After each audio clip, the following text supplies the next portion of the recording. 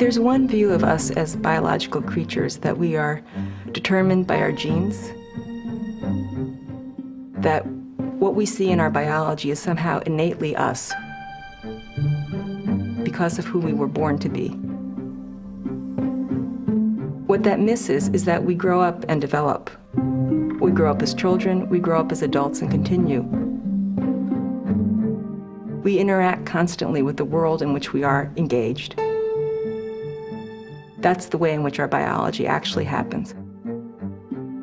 We carry our history in our bodies. How could we not?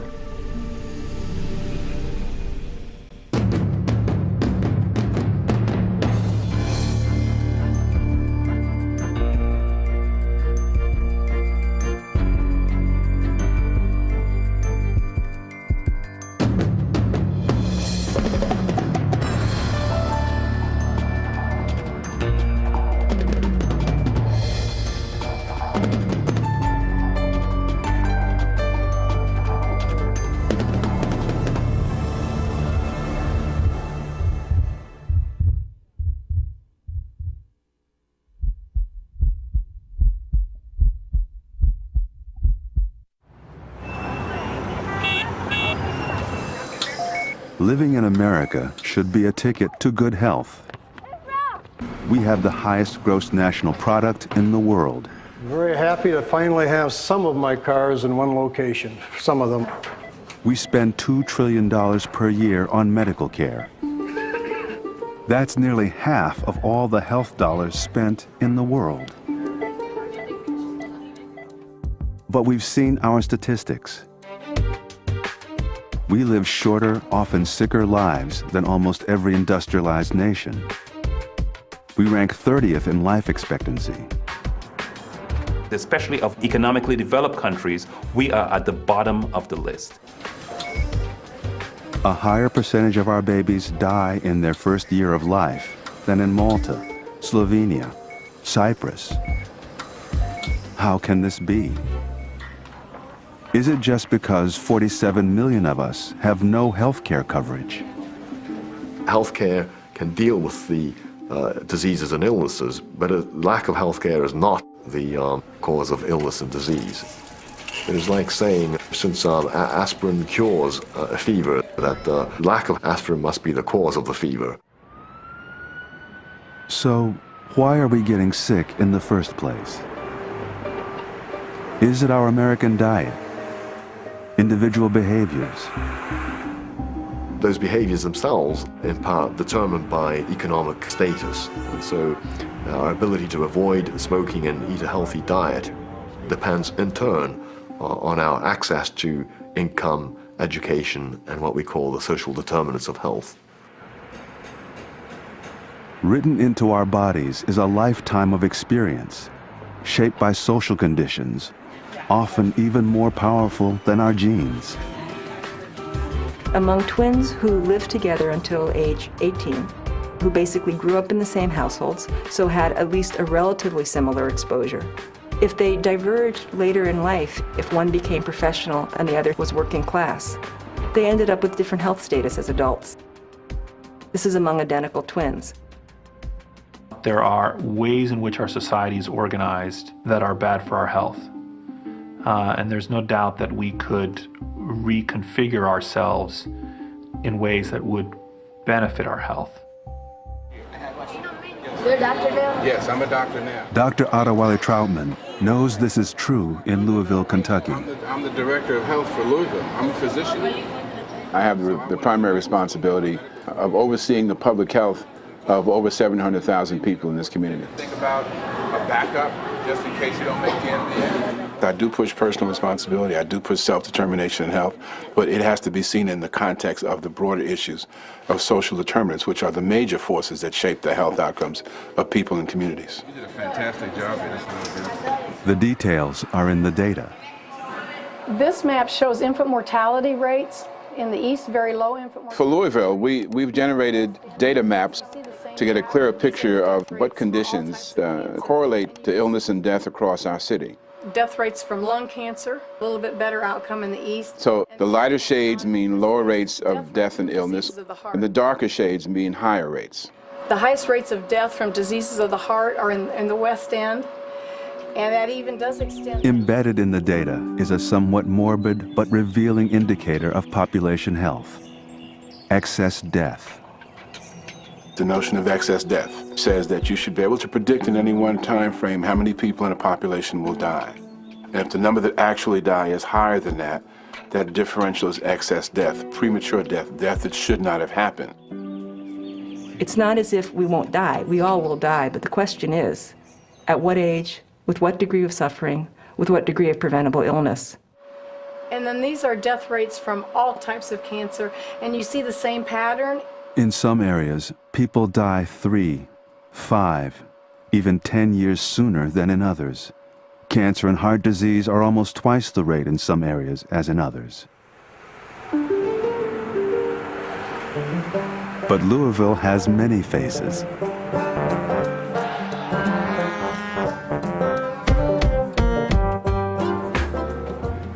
Its population is spread over 26 neighborhoods or council districts, each with its own social and economic environment, and each with a distinct health profile. And the further east you get, the more affluent the communities become. Furthest east and north is Council District 16, home to Jim Taylor. Want to go upside down? You want to go on your feet? 9:30. Taylor is a father, grandfather, and a CEO. So the rain passed at least. So is this going to be like when your board chairman came and the grill didn't work? I like to think of myself as a pretty healthy person. I'm only 12 months away from the 60th year of my existence, and I feel pretty healthy. I can't do the things I did when I was 20 now that I'm almost 60, but I can do most of them in a little moderation. Is James going to be here too? Yeah. I like James. Like many residents here, Taylor earns well into the 6 figures. His income places him in the top 1% of Americans. The wealth of that 1% is greater than that of the bottom 90% combined. We're fortunate that the choices we have may be greater than people who have less means than we do. Good girl. I have a neighborhood where I can be outside and know that I'm safe and that I can exercise and walk. And I know that not every neighborhood in this country or in this city, that's true. Excess death doesn't seem to be a health issue in Council District 16. Here, life expectancy is nearly 80 years, 2 years longer than the national average. Most people can quite readily appreciate the fact that if you have more money, you're going to be healthier. But it also turns out that that observation holds not just at the extremes. So for example, let's say that there's a ladder. It's not just that the rich differ in some way from the poor in some kind of black-white or yes-no or 0-1 kind of way. There's a fine gradation all the way along this ladder, both in wealth and in health. Researchers had wondered about this for decades. But in the 1970s, the pioneering Whitehall studies offered hard data. Sir Michael Marmot has been lead researcher. I was interested in how social influences affect disease. And so we looked at people's grade in the hierarchy, their employment grade. Over more than 30 years, Marmot and his team charted the health of 29,000 British civil servants. When we did this in the 1970s, the conventional wisdom was that it was the business executive who had a high rate of heart attacks. And what we found in Whitehall was the lower the grade of employment, the higher the risk of heart disease. But not just heart disease, every major cause of death. So if you were second from the top, you had worse health than if you were at the top. If you were third from the top, you had worse health than if you were second from the top, all the way from top to bottom. In Britain, everyone has guaranteed health care. Still, Marmot found that death rates and illness correlated to status, even after he controlled for unhealthy behaviors.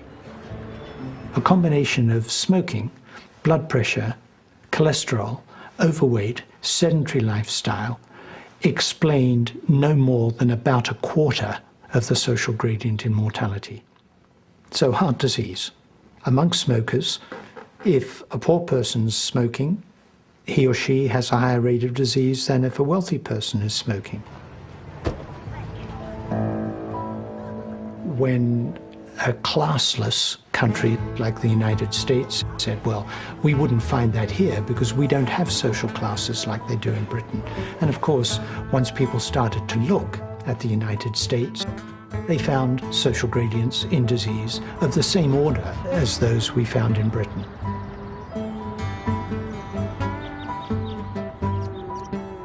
In America, the wealth-health gradient looks like this. Over 70% of affluent Americans report very good to excellent health. Almost twice as many as poor Americans. No surprise. But in the middle levels, good health decreases significantly. This translates into a reverse slope for chronic disease. Diabetes. Low-income Americans have twice the rate of disease as the affluent. And for those in the middle, it's still almost twice the rate. A similar pattern holds for stroke, heart disease, eventually contributing to excess death, especially for middle and low-income Americans. The conditions that show up in stark form in the poor health of the poor are showing up in somewhat less stark form in people who we don't think of as poor. The large mass in the middle of society are also being affected. We find these social gradients in health everywhere.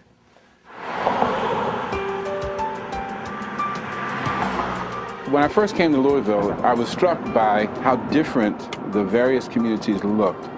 And I began to wonder and then understand that there's a direct connection between the health of populations in Louisville and the social conditions that can be seen as you go from one council district to another.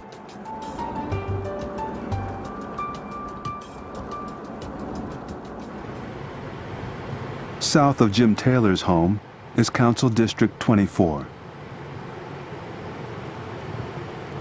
Tondra Young lives here. Young is 37, a lab supervisor, and she's just gotten engaged. Financially, I'm comfortable. I would like to be rich someday, but right now I'm fine. I'm doing a whole lot better than my mom was. Just bought a new home, and I would describe my family as a middle-class family now. To get ahead, Tondra went back to college while working full-time. I am going to graduate in the spring. I'm very excited about that. I've traveled a long ways to even get to that point. Research shows that college graduates live, on average, 2.5 years longer than high school graduates. Education offers a way to move up the wealth gradient. It connects to the type of job. It connects to optimism about the future. But getting it depends on whether or not you can afford it. Tondra's degree has left her $20,000 in debt on top of her mortgage.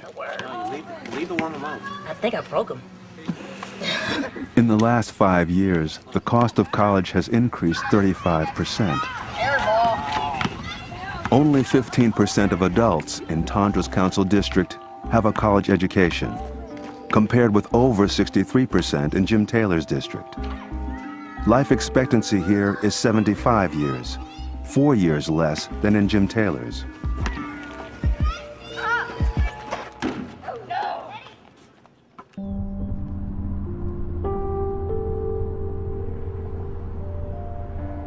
Northwest from Tondra Young's district is Council District 21. This is where Corey Anderson lives with his wife Angelique and their 2 teenagers. Corey's lived in this part of town all his life. This is my mother. This is the woman who taught me how to iron my clothes, put my creases in, get the wrinkles out. I give her all the praise and the glory for teaching me how to keep myself nice and neat.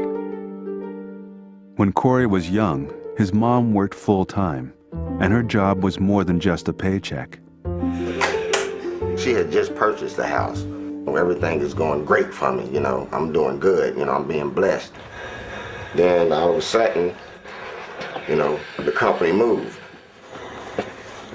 It took a major toll on her when she lost that job. You know, she got ill.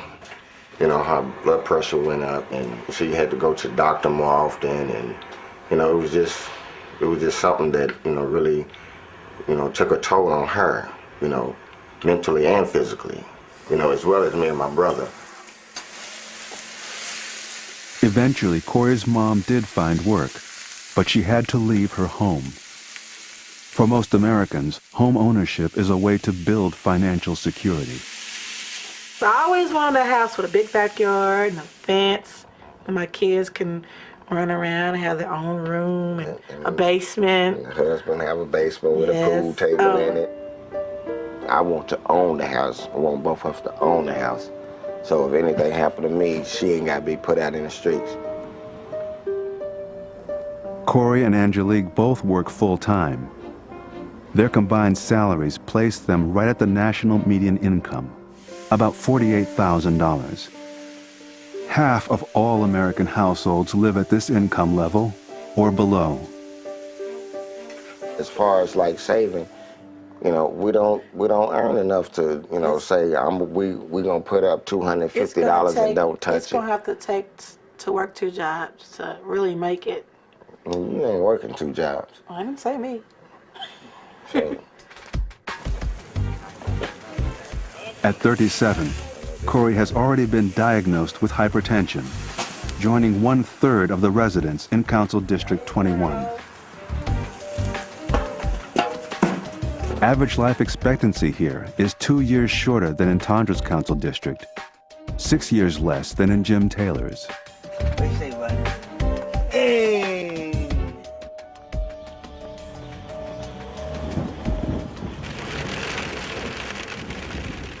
Troutman sees social conditions change even more markedly as he drives through Louisville City Center across 9th Street. There's almost a cultural demarcation in the city, where on one side of this particular street, 9th Street, there's a tremendous amount of new development going on, the condos rising up. The downtown business environment is very much alive. And right across the street on 9th Street is where the beginnings of the first set of projects are, public housing projects. Very little business in this area. You know, primarily the fast foods, small businesses, barbershops, beauty salons, pawnbrokers, nail parlors, check cashing, liquor stores, payday cash, cash when it counts.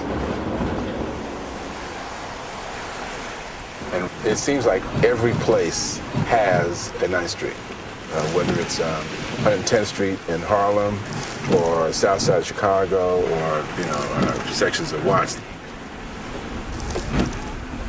Of course, these differences are not a natural thing. You know, it's not the design of nature that these environments are going to be different. They arise as a result of policies or the absence of policies that create these enormous inequalities in resources. Is there adequate access to chain supermarkets in this area? The answer is no. As a matter of fact, why aren't there zoning laws to regulate fast food outlets here? Enterprise zones to build businesses, better transportation. Why isn't there more mixed income housing? You know, all these things and others are health policy. How social policies can drive health becomes even more apparent in Council District 5, the home of Mary Turner. This is where we usually come down for shoes, school shoes and school clothes. Up here, Save a Lot. This is one of my... 1/3 of the residents here have never received a high school diploma. Almost 30% live at or below the poverty line, like Mary. Life expectancy in Mary's council district is more than 3 years less than in Corey's district, 9 years less than in Jim Taylor's. Of course, we're dying young versus 80 in the eastern section of the county, you know, because those people are more affluent and they have things open to them. Mary is 49 with 3 children at home. Her husband is disabled. You have to eat what fits your budget. So when you get these, the family size, and they're $1.99, and you can feed 4 people with it, you know, versus maybe 4 with $4. I mean, what's your choice is going to be, you know, especially when you're on a $200 a month budget for food. The food that we buy lasts about 2 weeks. We spend cash the first part of the month, you know, when we get Social Security and SSI. And then usually by the last 2 weeks of the month, things are getting really spare. You know, I've got like 3 teenagers, so, you know, about the end of the month, I start reducing to 1 meal a day so that I can make sure that the kids got everything they need. 12% of the residents here are unemployed, more than double the national average, as is Mary, for now. So she volunteers at the neighborhood museum she loves. I do feel like that sometimes things are out of your control, because as soon as you try to better yourself, I mean, if I even get a job, you know, then I might lose my medical coverage. And my medical coverage is necessary, you know, because I had to have my medications in order to work. Now, I had a heart attack several years ago. It was mild, but it was still a heart attack. Thyroid problems, you know, and arthritis, you know, a little bit of everything, so.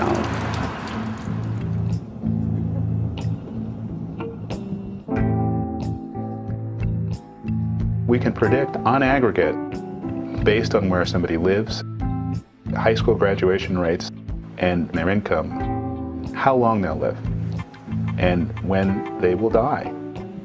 Now, obviously, there'll be exceptions to that, but for the most part, we'll be right. And we should not be able to do that.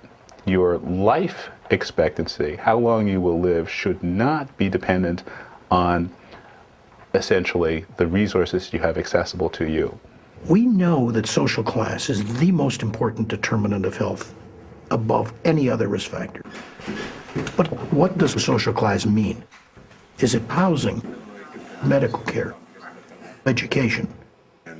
Or is it power, confidence, a sense of security? Which one of those is most important? Hopeless. They're all inextricably intertwined, can't take them apart, so it's really a challenge.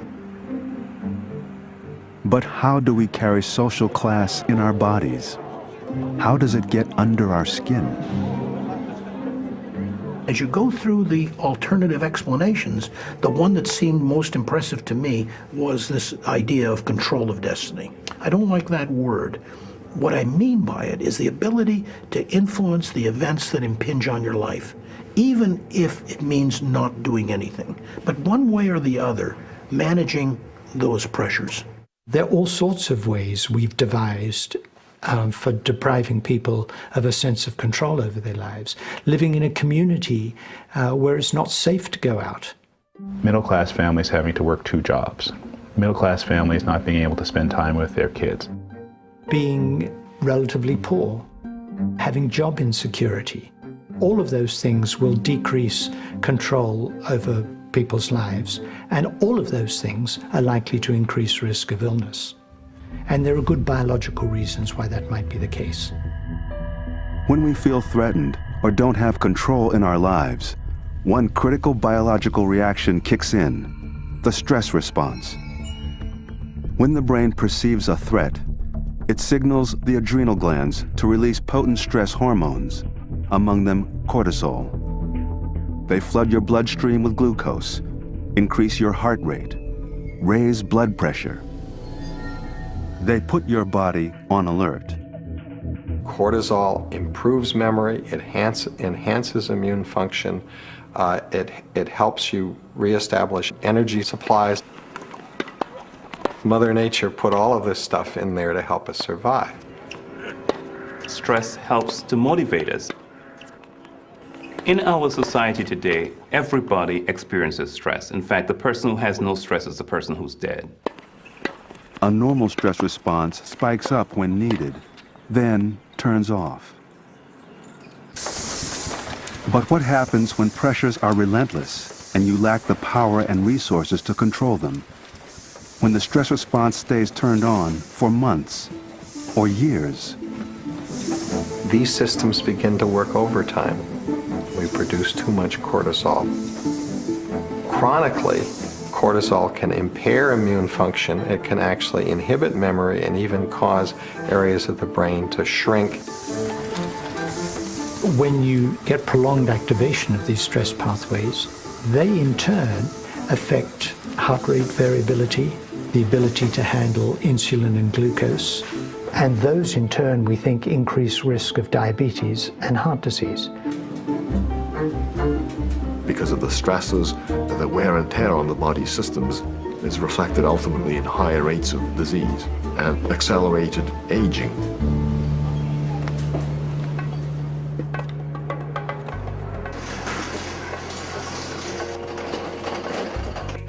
University Hospital, Louisville's major teaching hospital. You'd expect to see the wear and tear of stress in the bodies of patients. But as a large hierarchical workplace, much like any other, University Hospital reveals more. Stress is everywhere. There are days that the pager that I carry goes off nonstop and gives me a horrible headache, and I just think that the next time I hear a page or a beep, I'm going to throw it up against the wall. Corey Anderson, floor technician, is stressed. So is Tondra Young, supervisor of a clinical lab. And Jim Taylor, CEO of the hospital, is stressed. But neither chronic stress nor its health effects are equally distributed on a hierarchy. All right, that's a chase and a flee. So that one's dominant over the one that ran away. Consider this hierarchy of macaque monkeys. Primatologist Carol Shively has been studying macaques for almost 30 years. Same thing happened. He can play that game all day long with her because he's dominant. It's a very mild sort of harassment.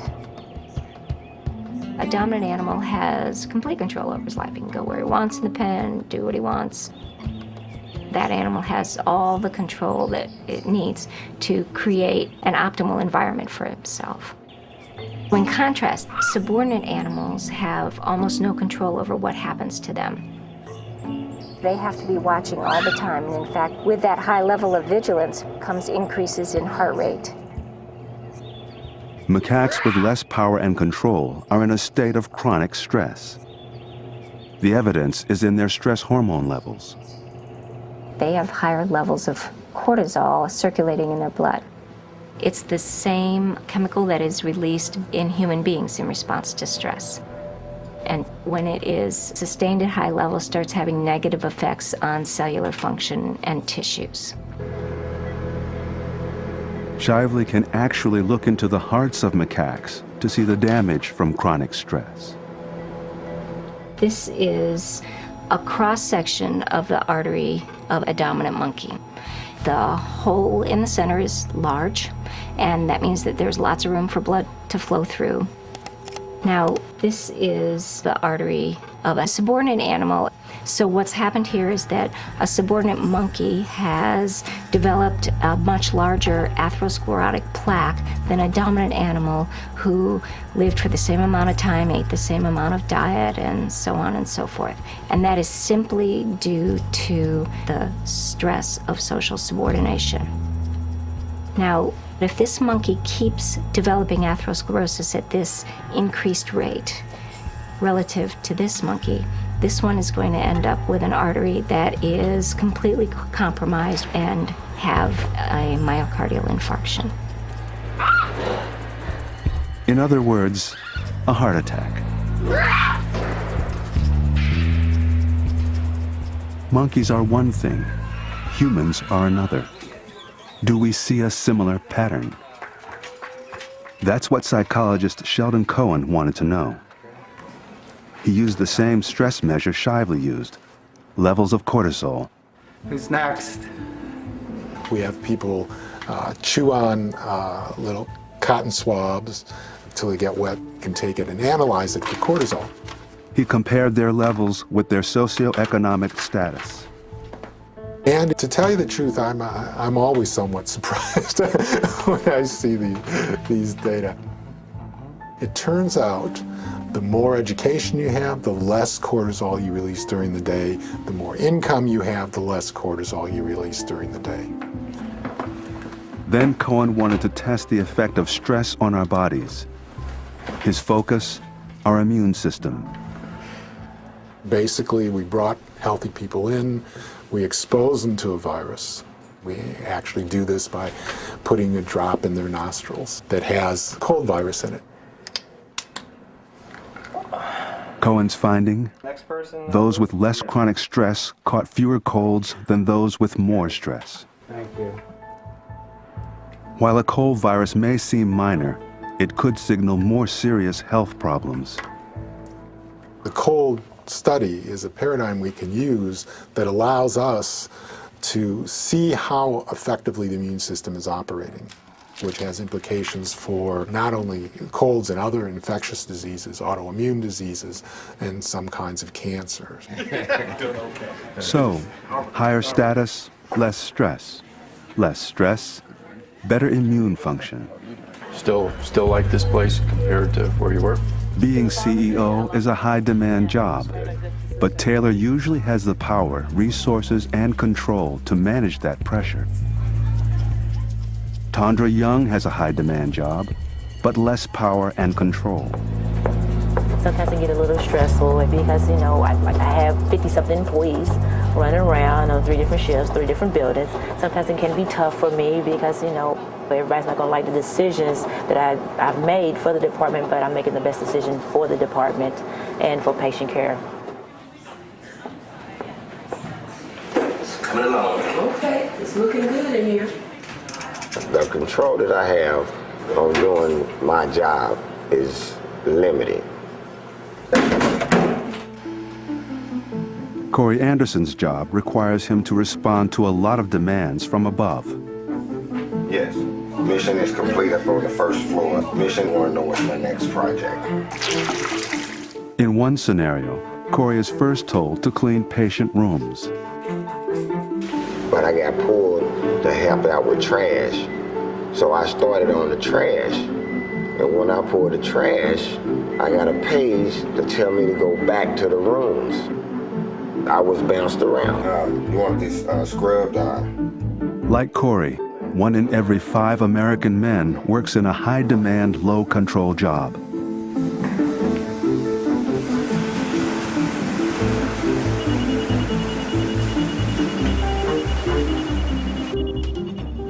They're more likely to experience high blood pressure at work, and their blood pressure doesn't fall as much as men with more control, even when they sleep. It's not only about work.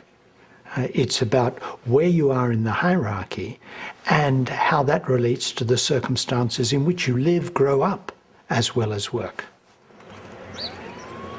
So this is basically what I call my neighborhood. I don't venture no farther, you know, because I'm not comfortable with, you know, venturing back there or back over that way.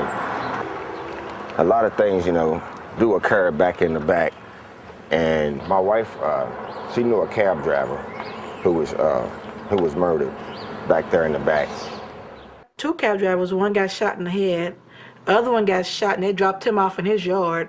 Remember, Corey? Right over here on Kingston? I thought he got strangled. Well, yeah, they strangled him. And then they shot another young boy. The accumulation of stressors, or the accumulation of resources to manage them.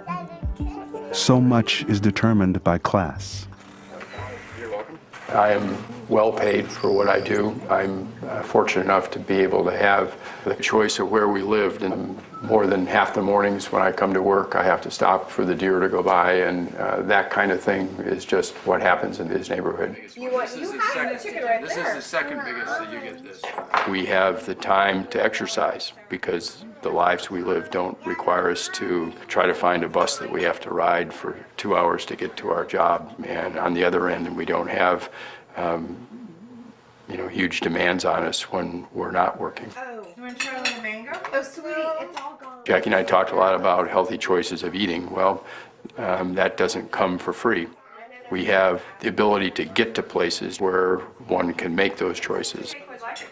We have the time to prepare the meal that we had the money to buy. Do you want to try a piece of kiwi? So a certain economic status brings you control over other parts of your life. The kinds of places you can live, the kinds of vacations you can take, or if you can take a vacation. We went by bus all the way from here to Miami. We got on this party bus. Once we got on that boat, brother, it was over for me. Throw your hands up. That's how she was. I was like, hallelujah. No kids. No kids. It was just a break, a piece of something that we needed, because we never get to go nowhere. You know, we always here with the kids or babysitting somebody else's kids.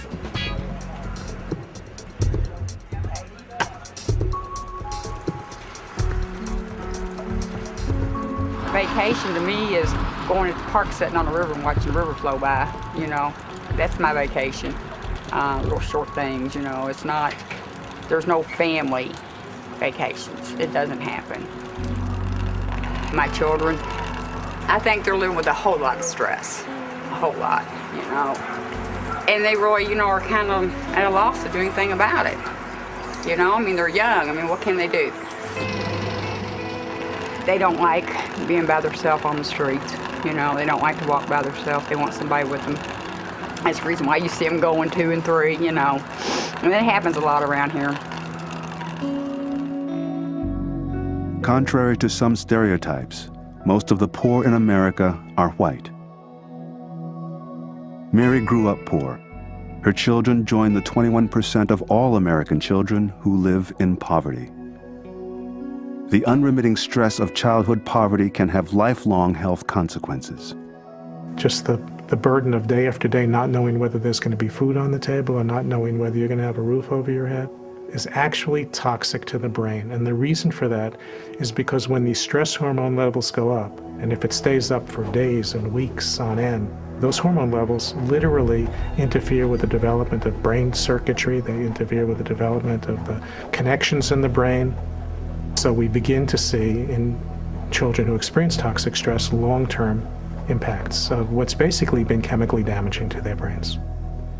The concept here is the pile-up of risk, the cumulative burden of having things that are increasing your chances of having problems, as opposed to the cumulative protection of having things in your life that increase the likelihood that you're going to have better outcomes. Economic security may offer some of those cumulative health benefits.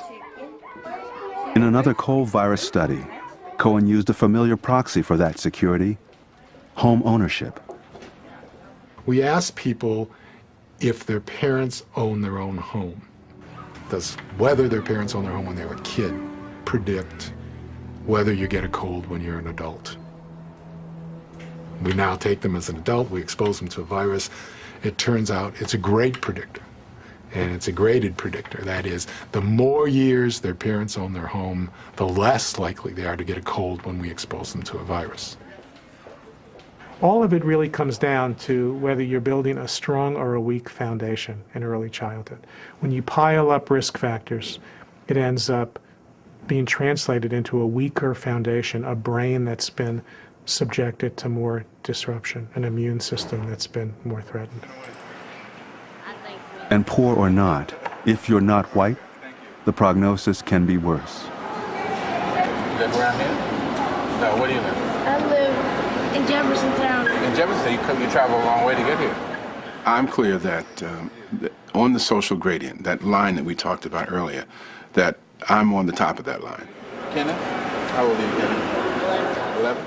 I'm highly educated. I have a medical degree. I have several other degrees. I make good money. I live in a good neighborhood. But I know that according to the research, if you're an African American, no matter what your social status, your socioeconomic status, your health outcomes are going to be worse than your white counterpart. African Americans die earlier and have higher rates than whites of many chronic diseases across the social gradient.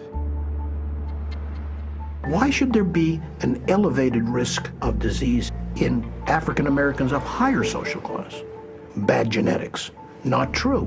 When you look at other countries where the discrimination is not as prevalent, you don't find those kinds of rates. So something's happening. As a physician, I've been followed around the store when I go in to buy something. I've been looked at as scanned. So I've seen a woman grab her purse when I come into the elevator. And for goodness sakes, you know, I am Dr. Troutman. You know, why this shouldn't happen to me, but it does. The whole idea of vigilance and the burden that it takes to be constantly on guard over time really does change biological markers and make people vulnerable to getting sick. Racial discrimination can be an added stressor, linked with high blood pressure, increased rates of infant death, coronary artery disease. Troutman knows what this can lead to. He authored a cornerstone study with former Surgeon General David Satcher on excess death among African Americans. It was a national study, and we found over 83,000 excess deaths per year in the African American community alone. 83,000 excess deaths each year. That's the equivalent of a major airliner filled with black passengers falling out of the sky every single day, every year. If these inequalities in health, this gradient in health, was a fixed property of society and never changed, then you'd say, we're stuck. But that's not the case.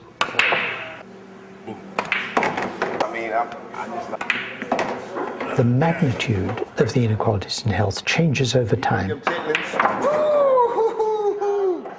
It can get rapidly worse, and if it can get rapidly worse, it ought to be possible to make it rapidly better. Reducing health inequality is not impossible. As a society, we've done it before. A century ago, the average American lived only about 48 years. As living conditions and medical care improved, we began living longer. Those improvements reached more Americans through social reforms, like universal education, better sanitation, the 8-hour workday, even a controversial tax on personal income. This Social Security measure. The 1930s, an array of new social programs prevented an economic crisis from becoming an even worse health crisis. And through increased services for the protection of children and the prevention of ill health. Returning World War II veterans got the GI Bill. It offered homes and education, and eventually the kind of wealth that sets health on an upward trajectory. Still, most African Americans were excluded. The 1950s. The middle class was growing, income inequality was declining. Prosperity and medical advances extended our lives even longer. But the vast majority of improvements in health in our society over the last century have had very little to do with medical innovation. What really counts, it's other kinds of things we can do, and those other kinds of things tend to be non-medical things, like thinking about the distribution of wealth in our society, or providing public health infrastructure, or better education for people, better housing. All of those things which aren't medical phenomena, it is all of those that are really material for public health.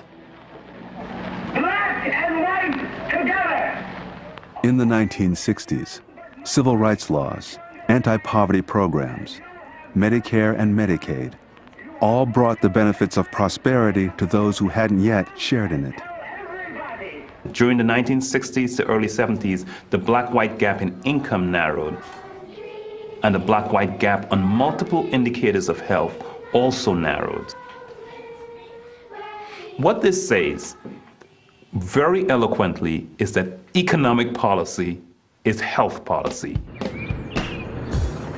And when we improve economic circumstances and narrow the economic gap, we improve the health. So we can potentially intervene or potentially see a world in which, while we do not eliminate hierarchy, we constrain the way in which hierarchy affects human beings.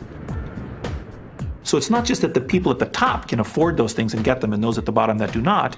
If we provide them to all, we still have some hierarchy, but now we've kind of reduced the disparities.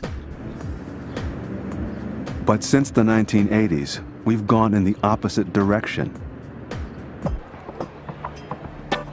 Look at me, I used to work for these people. Now I got to stand in line and get a box of cheese. We're waiting for the Reagan trickle down and it's not trickling. In the midst of a recession, governments slashed social programs, deregulated industry, reduced taxes for the wealthy, with consequences that remain with us today. Where's the people? It's just like dead. In a country that prides itself on equality of opportunity, it is becoming anything but that as the gap between the super rich and the middle class widens in dramatic fashion. Warren Buffett, the world's richest man. Here are a few figures on the Forbes 400. Other people save their Playboy magazines. I saved the Forbes 400 magazine. 20 years ago, the total wealth of the list was then $220 billion.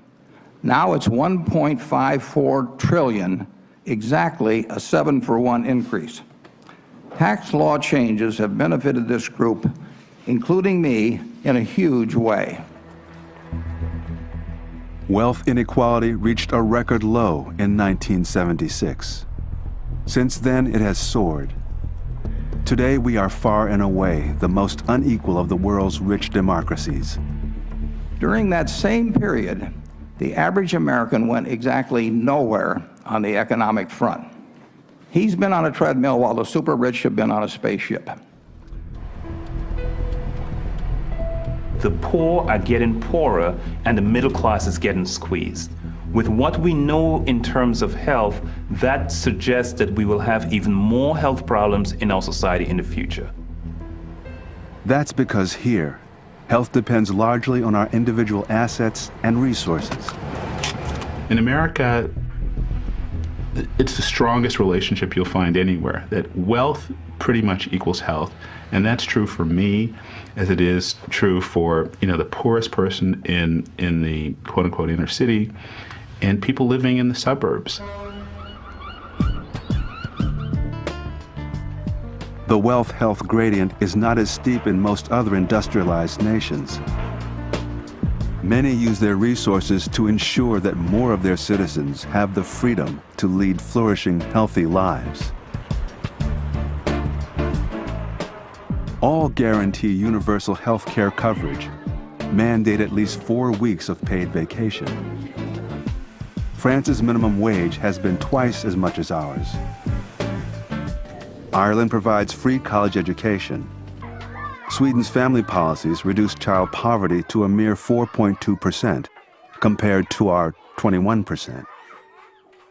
It's tragic, actually, that we are the richest country in the world and that we are far behind many other countries in terms of how we use our resources to make life better for families with young children and thereby invest in our future. Those countries have found ways to break the tight linkage between income and wealth and health. And they invest in better education systems, housing support, childcare, access to recreation. They subsidize through tax policy mechanisms that break that strong relationship. Those countries where wealth is more equitably distributed are healthier. Here in the U.S., many communities are taking health matters into their own hands. I'm glad you're here. I'm excited that you're here because this is the mosaic of people, partnerships, organizations, agencies that we need to come together to make this a reality. 1, 2, 3. In Louisville, the city's new Health Equity Center trains citizens to take political action and design policies that address the health needs of their community. It's not enough to talk about individual behavior and feel that if we could just get people to exercise more and eat more fruits and vegetables, everything would be all right. That is not the case. The bigger issue are the social conditions that drive the ultimate health status of populations. We sold 9 of them on Saturday. Oh, did you? Absolutely. Oh, I knew you. In Seattle, Washington, community activists target unhealthy housing and the asthma that keeps many from leading productive We lives. filtered out, so the air inside the home is actually healthier than the air outside. Part of good public health is empowering communities, and I don't think we should shy away from that. And empowering communities means creating those conditions where people become empowered and make the changes they need to control their lives. Power is a public health issue. And here's my grandpa. He died of diabetes and the complications of diabetes. In Arizona, Native Americans are farming again. With better food and new economic resources, they're beginning to take control of their destinies and diabetes. Of course, the proof is in the pudding. The proof is in the next steps, what we can organize, what we can implement, and how we're able to move this community ahead. It's about human rights. It's about addressing the social determinants of health in order to make a difference. It's about fairness. It's about health equity and social justice. We've got to create a movement where people understand we're talking about leading more flourishing lives. We need to do certain things because they're the right things to do. But it's also an issue of individual self-interest. If I live in a just society, I'll benefit. Yeah, but look right here. I got a tulip right here. It's trying to come up right here. An economist would tell you it's inefficient to have people who could otherwise be contributing during their productive years to the overall benefit of society caught up in hospitals that create a net dependence on society, so they're drawing resources down from society rather than producing resources that benefit the society as a whole. And the cost of that lost productivity to business due to chronic illness is staggering. It's now estimated at over $1 trillion a year. Worse, one study predicts that today's generation of young Americans may be the first in a century to live shorter lives than their parents.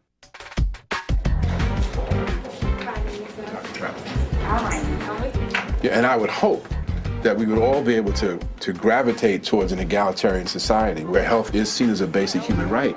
Somebody told me this table had the fastest kids in all of Louisville. Is that true? Yes. But even if you're not willing to go that far, you better be involved in this because the self-interest would dictate that you're at risk too. We can wait for things to happen and try to repair them in this mode of damage control. Or we can invest early, try to set good trajectories for families and children and communities. We can do those things, or we can engage in damage control. All right, see ya. Bye-bye. We have a choice.